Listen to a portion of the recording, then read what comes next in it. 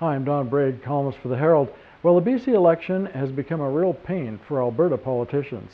Now Premier Notley has to deal with the bizarre proposal out of Christy Clark's campaign in BC, the Premier, who's fighting for her life for re-election. It's very close.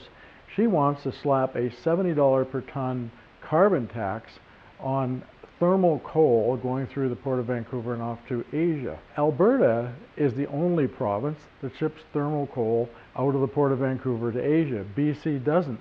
So basically, she's talking about a $70 tax on an Alberta product which has not been planned for. It's no part of any coal phase out.